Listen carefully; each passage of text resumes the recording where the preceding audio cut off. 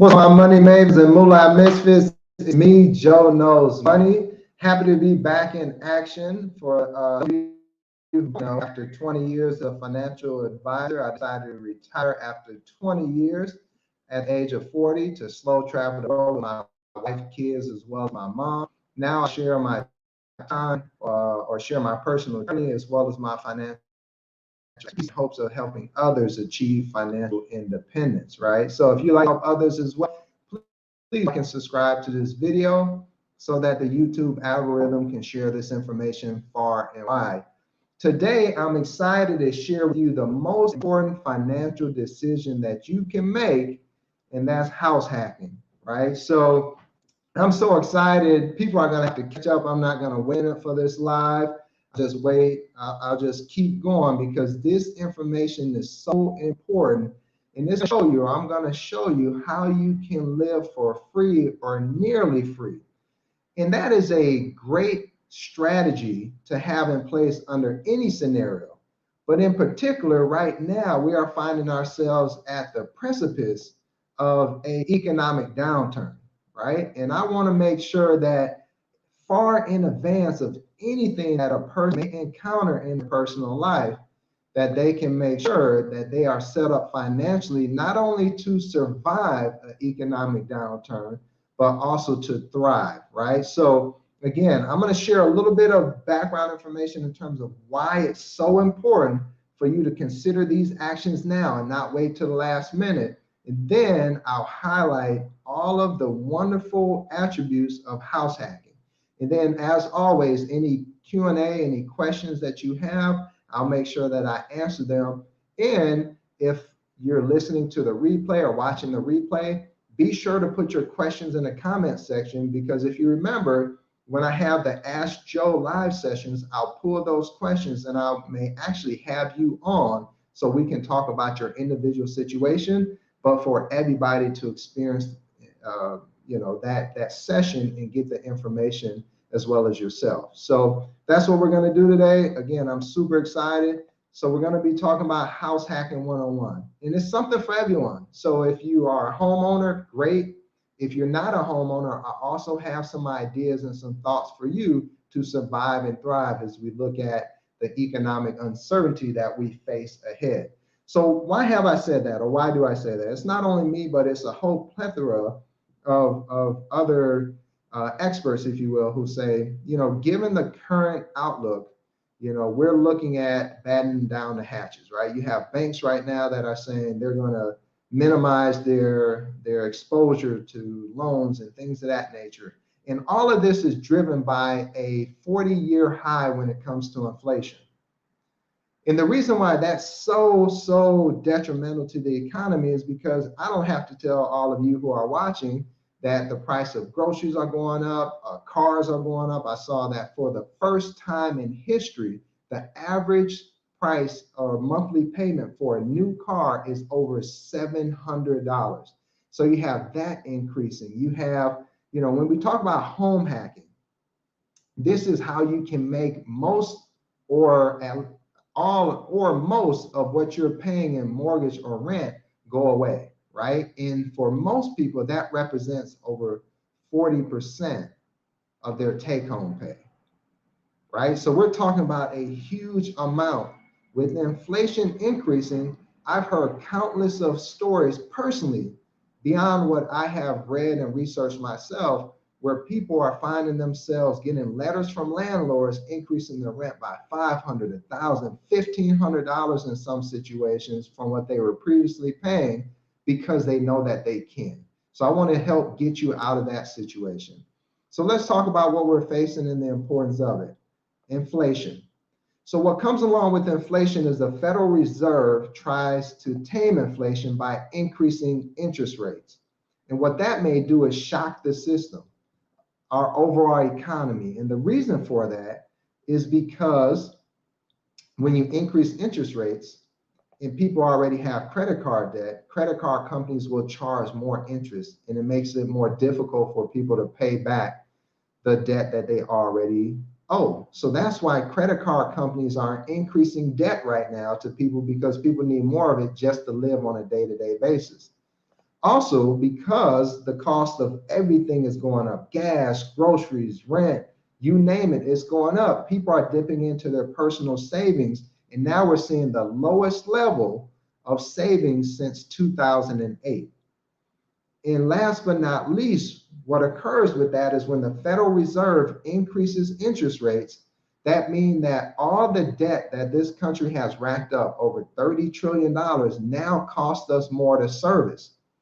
And eventually the roosters are going to come home to roost, right? So now the United States will ultimately have to cut back on programs and find ways to service that debt as the interest rates continue to increase. So many experts believe, like I do, is that at some point it all comes to an end. Something has to give. You can't have everything increasing. You can't have the Federal Reserve increasing interest rates, causing a recession, which oftentimes cause job loss and everything else. All right, so that dovetails into the fact that house hacking is the best financial strategy that I'm familiar with, right? The reason for that is because most people pay over 40% of their income in debt, 40% of their income, excuse me, in rent or mortgage. And if you think about it, when I talk about in the title how you can be free or live free and also retire early, you know from previous videos that if you want to retire early like I did, for most people that requires that they save 40 to 60% of their income in order to retire early. And most people say, Joe, how is that possible? Well, it's possible if you're not paying rent. It's possible if you're not paying your own mortgage. And that's what we're going to dive into because, as Benjamin Franklin once said, a penny saved is a penny earned, right? Because if you can save 40% of your take-home pay where you're not paying for it any longer, then you don't have to go out and earn 40% more in order to be able to save more and do more things with it. All right, so what is house hacking?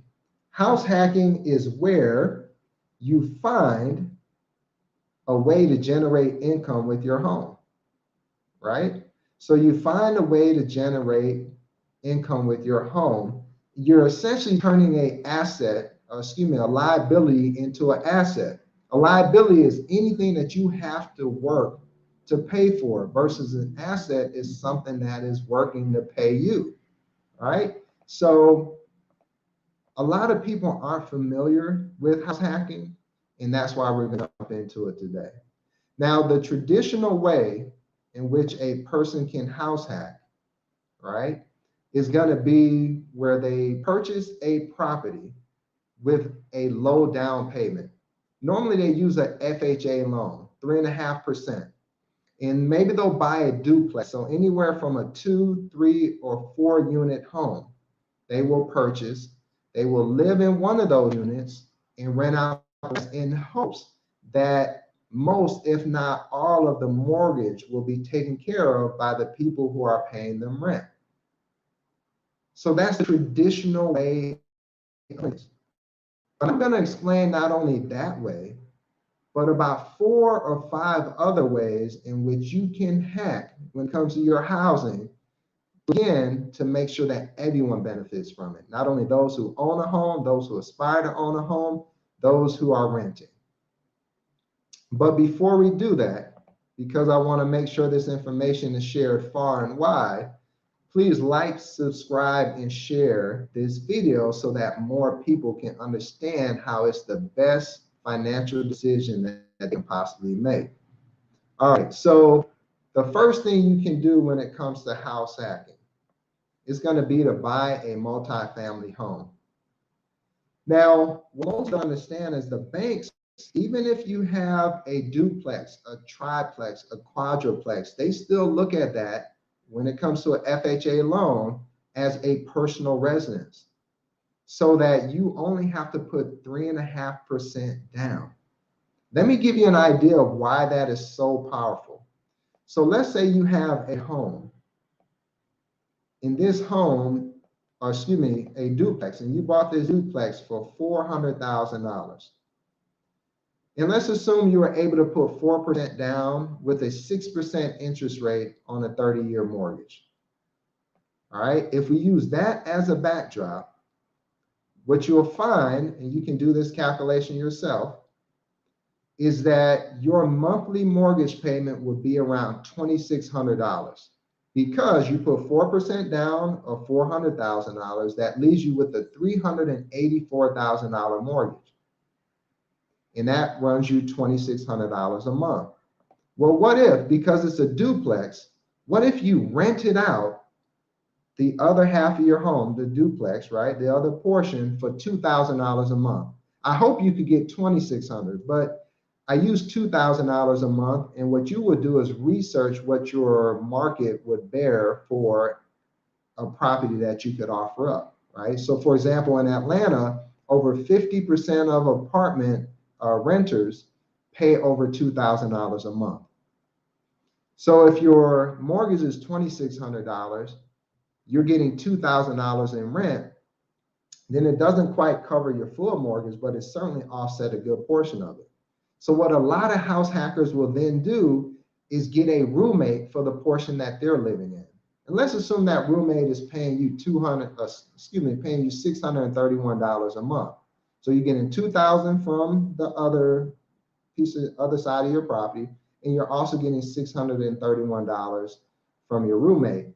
So in total, your entire mortgage is covered. Now look at this. You notice I'm just saying you're breaking even under this scenario. Maybe you'll make some money, but let's say you only break even. And we look over a 5-year period of time. Over 5 years, you would have built $26,000 worth of equity in this scenario, right? Because again, you started out with a loan of $384,000. And then if you look at an amortization schedule, you were able to pay down $26,000. So we're only talking about what you were able to pay down. And remember, you didn't pay it down because your roommate as well as your tenant paid your mortgage for you over that 5-year period of time. But not only that, when it comes to owning property, it's not only the reduction of your mortgage that you factor in, but you also factor in the fact that the average home increases in value historically by 3.8%. So if we looked over that same 5-year period of time, your $400,000 property would have grown to $481,000. Okay? So if we add that, right, the appreciation as well as the reduction in your mortgage, if you sell your home in a seller's market, you will clear $124,000 in a 5-year period of time. Now, let that soak in for a moment, right? Because we hear large numbers all the time on TV, whether sports contracts or entertainers, but apply it to your situation. If someone told you 5 years ago that you could have an additional $125,000 for doing nothing other than renting out a place and sharing your home, right? Would you do that? And here's what I share with folks, right? Because I'm not naive to the fact that it takes some sacrifice, particularly if you have a roommate. But here's my question to you. How badly do you want freedom? Because let's say you have the ability, because you have a renter, because you have a roommate, whereas now work is optional, because over that 5-year period of time, you were able to save 40, 50, 60% of your income because you didn't have to pay that in rent. And now you're financially free. And you're financially free to move on to not having a roommate. Or your situation can stay the same. And now you're traveling the world like I'm doing with my family. Right? So my question whenever it comes to these options is, how badly do you want your freedom? And then you'll know which option is best for you. Right? But again, after a 5-year period of time, we're talking about having nearly $125,000, even in this environment where home interest rates have increased, nearly doubled within 6 months. Remember, interest rates just around 6 months ago to buy a home was about at 3%. this scenario that I gave you is at a 6% interest rate. And it also shows you just merely breaking even on a cash flow perspective, but walking away with 125,000 after 5 years. And that's really the difference. And that's what makes house hacking so attractive, is that if you were, and I've heard people say this to me before, they say, Joe, you know what? I'm saving my money. I'm getting close to being able to buy my first investment property. That's great, but there's easier ways to do things. And I always share with people, it's great to work hard, but it's even better to work smarter. And when you get a FHA loan and you only have to put 3.5% down and you can get a duplex, a triplex, or a quadplex, that's a lot better than buying a single family home and then needing to save 25% for a down payment to buy an investment property. It's normally 20 to 25% for an investment property because banks view them as more risky. But they don't view a home that you're going to live in as being as risky, because they know you need a roof over your head, and most people will do whatever it takes in order to maintain that. Right? So whenever you hear of house hacking, this is what people are talking about. They're talking about being able to buy a primary home for 3.5% down, treat it like an investment property, versus an investment property where you have to come up with the 25% down payment. Huge difference, right? But let's say you're like, Joe, that would have been great. I wish somebody would have told me that before I bought the home that I'm in now. I don't have a duplex. I don't have a triplex. I don't have a quadplex. What can I do with what I already have? Well, what you can do is offer rooms in your home for short-term rental. So whenever I book my family travels, there's an option that says, do you want the entire home, or are you okay with renting out a room? Now, personally for me, I don't want to rent out a room in somebody's house, and that's my personal preference. However, the reason why it's an option on Airbnb is because there are plenty of other people who will happily just rent out a room. They want to travel different places and they don't want to spend, or they don't have the money to spend what it would take to have a place completely to themselves. And they may find that they build some nice relationships along the way with people who live in the areas that they are visiting. So you can offer up rooms in your home. And here's the secret. When you Airbnb or Vrbo your home and you offer up those rooms, that's actually one of the most lucrative ways to house hack, because you can get more for individual rooms than you could to rent out your whole place collectively, right? So again, if you said, Joe, I wish I would have known how to house hack to begin with, but now I have a home, how can I make sure that I'm living for free or virtually free? By offering up your rooms this way. The third thing that you can do is you can get a housemate, right? Now it can be a family member, it can be a stranger, depending upon your family dynamics, one may be scarier than the other, right? However, again, what I find is I'm approaching things from a financial perspective. Like, hey, if you had a housemate, in order to defer the cost, allowing you to bolster your emergency fund, allowing you to save more for your financial independence, I view that as a good thing. But I deal in the real world. I was working with clients for 20 years. And I understand that for a lot of people, it's a mindset, it's a shift, it's ego driven, where it's like, I may not feel like I'm doing so well for myself if I have a roommate. Or what would other people think that I have to go get a roommate? I don't know what other people would think, but here's what I know. I know that 80% of people are living paycheck to paycheck. Whether they tell you that or not, that's the case. And you may say, well, my friends group is different because they're successful individuals. No. 1/3 of people who make over $250,000 in this country are also living paycheck to paycheck. So I don't care what they think. What I care about is, can you achieve your financial independence or not? And here are some ways in which you can do it, where you can make work optional by merely working smarter, not harder, by not taking the traditional route of getting a big car, getting a big house, all of those things being a liability when you could be working them as an asset, right? So if you, for example, where there's a will, there's a way. You should always ask yourself, if this is of interest to you, not can you do it, but how can you do it? Because, for example, then you'll find ways to get over obstacles. If you're a woman property owner, you say, well, I'm not going to feel comfortable having men, for example, being my roommate or, occupying my space for safety reasons. And that's valid. Well, there's organizations or or more so sites that focus on that, right? So Go Lightly is for women property owners, where you can do all of what I just mentioned and still maintain a comfort level when it comes to who you are allowing into your home. But here's the other thing. If you're like, yeah, Joe, I hear all of that. I'm bought in, but I just don't want other people in my space. Again, where there's a will, there's a way.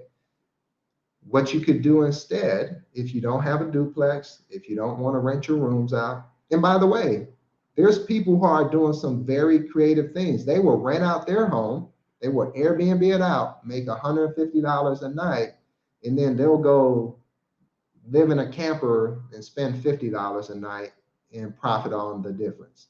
Again, plenty of ways. There's some people who are literally parking an RV in their backyard or their driveway while their home is being Airbnb and making tons of money doing so, right? But if that's not for you, what you could also do is you could build onto your place. You might have heard of things like a mother-in-law suite or an in-law suite or a teenage suite or a granny flat. They go by different names. So if you're in the market for a home, you should look for a home that already has these, because it could be a really good income driver for you. But if you don't, you could also build onto your place so that this can be something that you can generate income from. And then lastly, when it comes to what you can do, is you can provide rental space on your property. So one of the things that I know is that, especially coming out of school, I had a lot of friends who would buy homes further out and they would have more property because you could get more home and more land for a cheaper price the further you moved away from the city. Well, now that could really be to your benefit after maybe it's to your detriment when it comes to exiting and entering the city because it took so long for you to get there. But if you have excess property, well, if you're creative enough, what you can do is maybe you can have a shed on your property, or you have a garage that you rent out for storage space, right? Plenty of people have converted their garages, their sheds, they have put tiny homes on their land in order to rent those out, where they still live in the big house, if you will, right? They have free reign. They don't have to invite anyone into their home, but they have a detached property or detached a premises on their property, like a tiny home, which is extremely profitable as well. But what if you're listening to this and you say, Joe, this is great.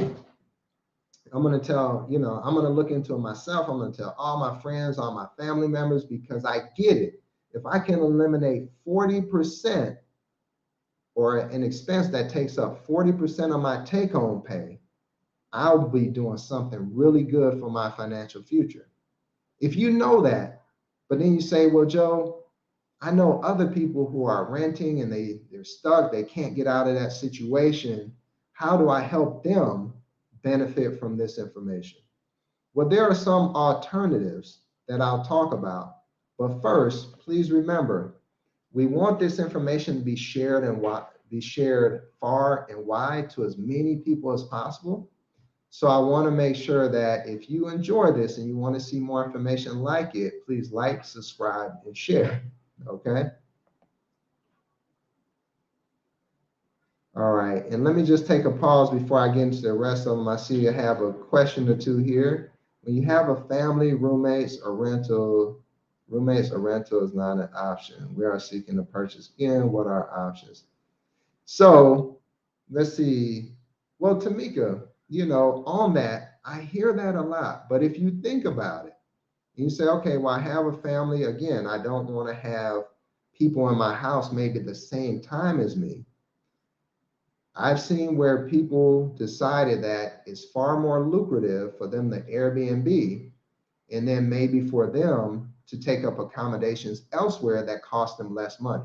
There's families that will go camping, and again, you don't have to do this every single day of the month, but maybe for a week you may Airbnb. Maybe for 2 weeks you may Airbnb. Maybe you go rent an RV and go tour the United States, especially during summer when the kids are out of school. You say, man, that's a great way to pay for our travels. Again, I think it really boils down into, yes, as they say, where a door closes, a window open, and we have to look for that window. We just can't say, this won't work, right? How can it work?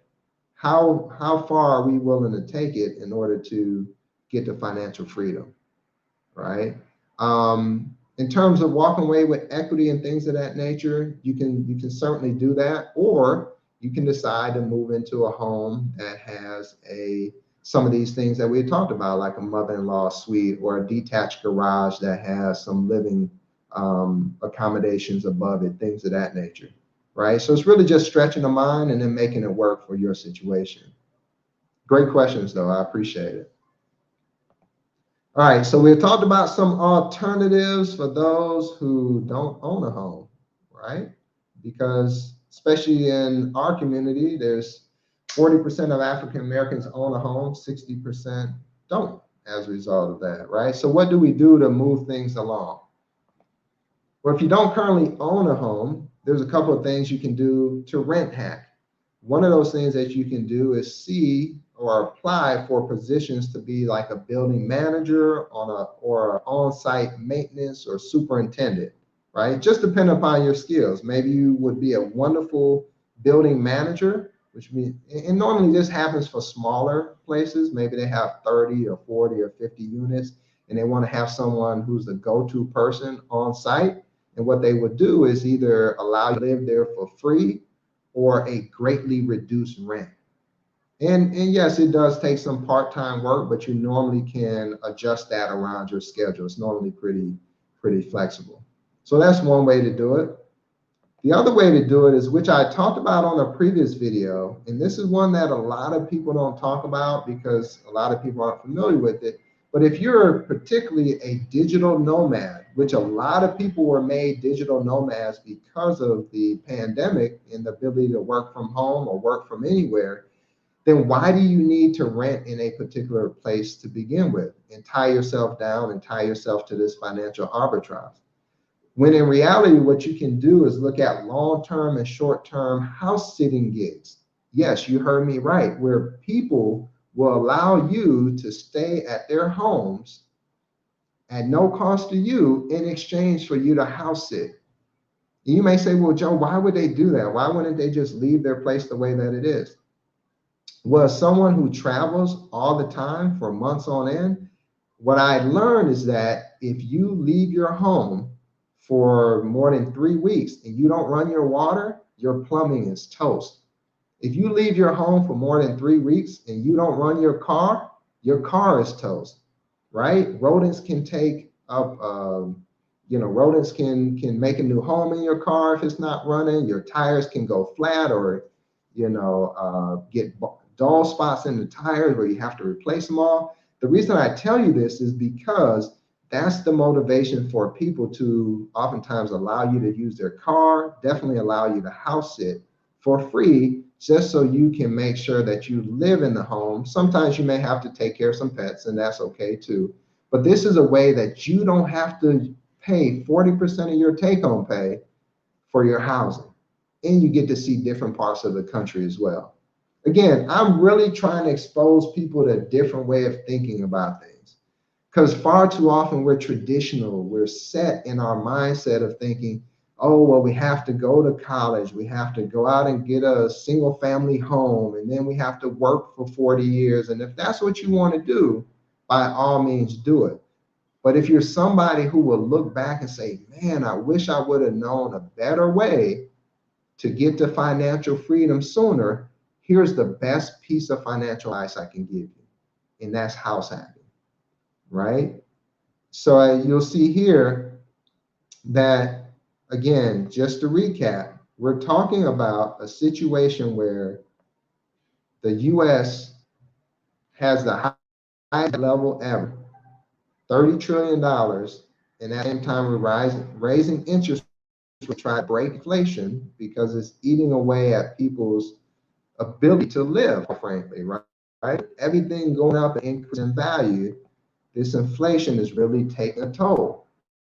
And oftentimes, Titanic is almost close to the iceberg. People would just stay on it, hoping and wishing that they, hope I don't get laid off. Maybe if I keep my head down and work hard, when they call names, I won't be able to do next. Why don't you take the power back and say, I'm not waiting for somebody else to decide what's going to happen during an economic downturn. I'm going to position myself today to make sure that no matter what happens, I'm going to be okay because my mortgage is taken care of, which allows me to have X money and not have to worry about my head. All right, so that's what I want to share with everyone today because again, the clouds are out there, right? We know a storm is on the horizon, and we'll be fools not to think about ways in which we can not only survive, but for how you can thrive in those difficult economic times. All right. So as always, if you have questions, please, just like Tamika did, please ask during the live session, but also because there was a 5-hour time difference, so that's why I'm doing it earlier than normal. If I did it in a normal 6 o'clock time frame, it would be 11 o'clock work. So I understand that not everyone would make it the way that they could, but leave a question in the comment section, and I'll take a look at it, and I'll either respond back, to you under social media. So you hit me up on it. But then also, if you have a question that I think benefit more people, we'll talk about it, and then that way more people can benefit from it. So, as always, found this to be helpful, and you want to see more of it, please like, subscribe, and until next time, be good to yourselves.